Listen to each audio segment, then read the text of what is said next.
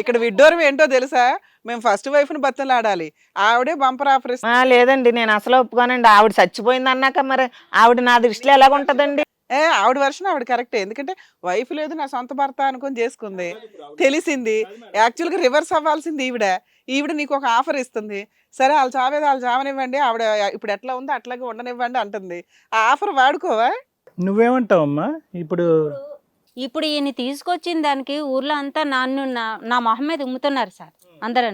నా పిల్లలకి తెలిసి కూడా నా పిల్లలు కూడా నాతో కూడా సవ్యంగా ఉండట్లేదు. సత్యం, నేను ఒక మాట చెప్పనా? నువ్వు ఇమీడియట్ గా వెళ్ళి ఏం చేయాలో బెయిల్ క్యాన్సిల్ చేయించు, లోపలికి వెళ్ళిపోతా. బెటర్. ఏ గొడవ లేదు, నిజంగా అది చేయించు. అది ఏమన్నా ఉంటాయి కాదు సార్. అందరూ కలిపి నన్ను ఎలా తిట్టిపోస్తున్నారంటే, అలా మధ్యలో ఇది కొత్తగా ఈవిడొచ్చి అసలు నువ్వు పిల్లనివి కాదంటే నేను ఇప్పుడు తెలియదోకాలి. నాకు అసలు అమ్మా మీ ఆయన అంటున్నాడు నువ్వే నా ఫస్ట్ వైఫ్ అని, ఇక్కడ ఏం డౌట్ లేదు. కాకపోతే నువ్వు ఇస్తున్న బంపర్ ఆఫర్ ఆవిడ వాడుకోవట్లేదు ఏంటని నాకు కొంచెం. ఆవిడేం కొత్త అన్నట్లేదు, నేను చాలా పాత అంటుంది ఆవిడ. ఇంకా పైగా ఆయన ఇంకొక ఆఫర్ ఇస్తున్నాడు, నా భార్య వాల్యూ నాకు తెలిసిందంటే అనటం పోయి నేను ఇంకొక ఆవిడ చేసుకుంటాను పో అంటున్నాడు. అలాంటి వ్యక్తి పక్కన కూర్చున్నావు నువ్వు. లేదు ఆయన కావాలా నీకు అసలు? ఒక హత్య అభియోగం, ఇక్కడ ఒక లేడీ, ఇంకా ఇది దొరికితే దొంగ, దొరకపోతే దొర. ఇంకా ఎంతమంది ఉన్నారో ఆటోలో. కుటుంబ పరంగా గౌరవంగా అలా పోవాలని పిల్లలకి రేపు. నువ్వు అందుగురించే నువ్వు చేసిన తప్పేంటో తెలుసా? నువ్వు కాపురం ఇంట్లో చేయకూడదు, ఆటోలో చేయాలి. అప్పుడు ఏ గొడవ లేదు, రోజుకి ఒకరు దొరుకుతారు నీకు. ఇలాగ పోతూ ఎవరిని నమ్మకుండా నేనెంత ఉన్నానో అంతకంటే దారుణంగా నాకు ఇప్పుడు అన్ని కనిపించేసరికి నేనేం చేయలేదు. కోపం వచ్చినా మీరు ఇదే ఫ్లోలో మాట్లాడతారా? పద్ధతిగా సాంప్రదాయంగా చేయదా? ఎడం చేస్తానా కుడి చేతి వాటమా?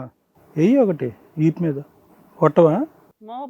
బంగారం వాళ్ళ ఆయన ఎంత అపురూపంగా చూసుకోండి. అదృష్టం ఉండాలి ఇట్లాంటి దొరకడం అంటే. నన్ను ఏలుకోపోతే నేను ఊరుకోనండి అసలు. ఇప్పుడు అతను లేకుండా ఎవరు బతకలేరా? ఏమ్మా నువ్వు బతకలేవు అతను లేకుండా? ఇప్పుడు దాకా నన్ను చాలా బాగా చూసుకుని ఏం బాగా చూసుకున్నాడు? నా కర్మ, రేపు మాపు నువ్వు మరి అది కూడా నాకు తెలియదు కదండి. నన్ను కూడా చంపేసి ఇంకొక దాన్ని చేసుకుంటాడండి. మరి అది ఎలా ఊరుకుంటామండి? మరి ఏం చేస్తారు? ఏం చేద్దాం అనుకుంటున్నారు చెప్పండి? ఒకళ్ళు నిజంగా చంపేశాడు, ఇద్దరు ఏమొచ్చి బతుకుండగానే పాతి పెట్టాడు. ఇంకెలా లైన్ లో పెట్టి అందరినీ చంపేస్తాడు అతను. వెనకాల ఎవరు ఉన్నారు, పెద్దలు ఉన్నారా లేదా ఎంక్వైరీ చేయకుండా రెండో మొగుడు ఫ్రీగా దొరికాడు, పెళ్ళైన దానికి ఇద్దరు పిల్లల్ని చూసుకోవడానికి అని చెప్పి చేసుకున్నాం. లేదండి, కుదరదండి. ఆ ప్లేస్ లో నేనే ఉండాలని నాకే సొంతం అండి. మాట్లాడాల్సింది ఆయన గురించి, ఈవిడ గురించి అసలు మాట్లాడే అర్హత లేదు. ఏమయ్యా అక్కడ కూర్చున్నావేంటి? ఇలా రా నా పక్కకే. మీ ఆవిడ చచ్చిపోయింది అన్నాక ఆవిడ ఎలా పడితే నువ్వు కూర్చుంటాక నీ పక్కనే. బతికున్న వాళ్ళని నువ్వు చంపేస్తున్నావమ్మా. నువ్వు ఎవరో నాకు తెలియదు ఇంతవరకు. నేను చచ్చిపోయానని నువ్వు మధ్యలో చచ్చిపోయావని చెప్పి నువ్వు చచ్చిపోయావని చెప్పి కూర్చొని అది నాకు తెలీదు. అది నీ కూర్చొని అది తెలీదు.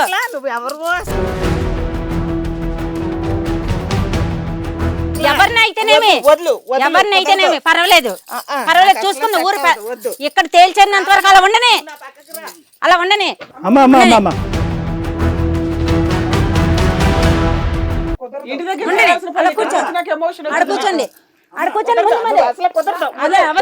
మీరిద్దరు ఇలా కొట్లానంటే నేను వెళ్ళిపోతా, ఎక్కడైనా సన్యాసుల్లో కలిసిపోతాను.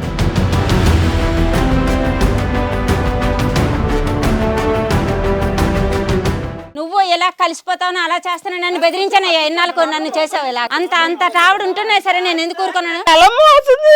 మోసం చేశాడమ్మా, కానీ ఇక్కడ లాక్కున్నంత మాత్రం సన్యాసాల్లో కలిసిపోతాను, నలుగురిలో పరుగు పోద్ది. ఇప్పుడు ఆవిడ ముందు చంపేశావు, ఇప్పుడు ఇంత కలిసిపోతాను అంటున్నావు. ఆడేం సన్యాసం కలవడు. ఎన్నాళ్ళు బట్టి పోషించావని దానికి విశ్వాసంగా నేను చూపెట్టి నీకు అసలు చేస్తే నన్ను తీసుకెళ్ళి అక్కడ చంపేశావు ఏకమన్ను. పిల్లలు ఏమైపోతారని లేదు నీకు, లోకం ఏమైపోద్ది నలుగురు ముందు ఏమైపోతామో లేదు నీకు. ఇప్పుడు వెళ్ళి సన్యాసాల్లో కలిసిపోతావా? ఆ ఏడుపు ముందే ఏడిస్తే బాగుండేది. ఆవిడ గురించి ఆలోచిద్దామంటే ఇప్పుడు నేను చచ్చిపోవాలంటే ఇప్పుడు ఉన్న ఇద్దరు పిల్లల్ని చూస్తావు లేదు, నీ మీద నమ్మకమే లేదు. కనీసం ఎవరికి న్యాయం చేయాలో కూడా తెలియదు. నువ్వు ఆ పక్కన కూర్చున్నా నీకు సిగ్గులేదా? పిల్లని చచ్చిపోయిందని అది దాని దగ్గర కూర్చున్నా. అది అమ్మ నువ్వు కొంచెం మానవత్వంతో ఆలోచించాలమ్మా. అమ్మాయి నీ గురించి ఎంత పద్ధతిగా మాట్లాడుతుందో తెలుసా? నువ్వు మాట్లాడే మాటలు ఆవిడ మాట్లాడాలి. ఆవిడ అలా ఆయన్నే తిడుతుంది, నిన్న ఒక మాట అనట్లేదు ఆవిడ. మీరు ఒక స్త్రీగా ఆలోచించండి ఒకసారి. నా పొజిషన్ ఏంటి, నన్ను మోసం చేసింది ఎవరని మీరు ఆలోచించాలి కదా. మిమ్మల్ని మోసం చేసింది అతను. బాబు ఇక్కడ నువ్వే ఎంపైర్వి, నువ్వు ఏ నిర్ణయం తీసుకుంటావు? సన్యాసం సొల్యూషన్ కాదు. మేము చెప్పామా ఆవిడ సన్యాసం అన్నామా మేము? సార్ నాకు ఇద్దరు కావాలి సార్. ఇద్దరు కావాలంటే ఎలా అవుతుంది అయ్యా? వీళ్ళు మేము మాట్లాడిన ఒక క్లారిటీగా వస్తుందమ్మా మీకు, దాన్ని బట్టి డెసిషన్ అలాగే సార్ మేడం, మీరు ఏం చెప్తే అలా చేస్తాను మేడం. టెన్షన్ పడకండి కదా. ముగ్గురు గురించి విన్నారు కదా సార్, మీరేమంటారు? మేడం ఇక్కడ బహుశా సత్యాకి చాలా అవకాశాలు ఉన్నాయేమో, బహుశా ఇది నిలవరించడానికి ఎప్పుడో మొదట్లోనే నిలవరించుంటే కనుక బహుశా ఈ పరిస్థితి ఇక్కడి వరకు రాదేమో. ఎందుకంటే లోకం అంతటికీ కనిపించినటువంటి ఒక నిజం నీకు కనిపించలేదమ్మా సత్య. ఎందుకంటే అందరికీ అంటే ఓకే నమ్మకం అండి, భర్త కదండి, అన్నీ చూసుకుంటున్నాడు కదండి అనేటటువంటి దాంతో ఏంటంటే ఎక్కడో నీ మనస్సాక్షి లోపల ఎక్కడో సంకోచిస్తుంది. ఎందుకంటే అందరికీ స్కూటర్మే కనిపిస్తున్నాడు, అందరికీ ఆటోలో కనిపిస్తున్నాడు.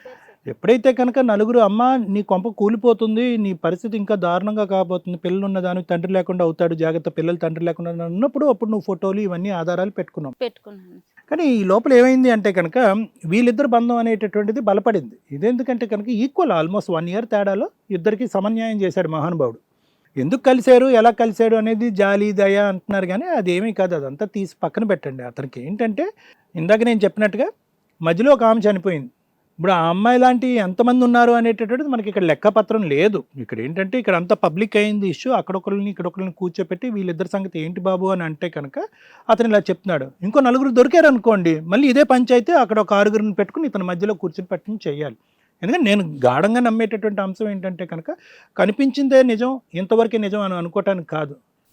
ఇటువంటి అలవాటు అంటే సొంత భార్య ఇంత ఇదిగా పెద్దల సమక్షంలో ఎంతో ఒక ఇదిగా పవిత్రంగా చేసుకున్నటువంటి ఒక భార్యని సరే నా భార్య చనిపోయింది అని చెప్పుకోవటం వేరు. అంటే చెప్తున్నాను, ఒక మనిషి యొక్క క్యారెక్టర్, కృష్ణప్రసాద్ యొక్క క్యారెక్టర్, కృష్ణప్రసాద్ గురించి అటుకు ఎడం చేయొకలు కుడి చేయొకలు పెట్టుకుని లాక్కోవటం కాదు.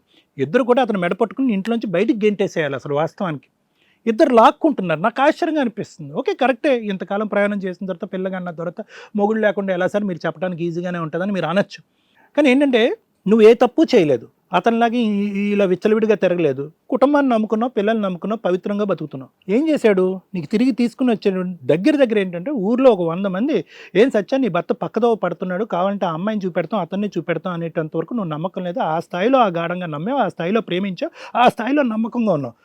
కానీ ఏమైంది, అతన్ని ఏ విధంగా నిన్ను చంపాడు? ఓకే చచ్చిపోయింది అన్నా కూడా నేను బాధపడి ఉండేవాడిని కదమ్మా.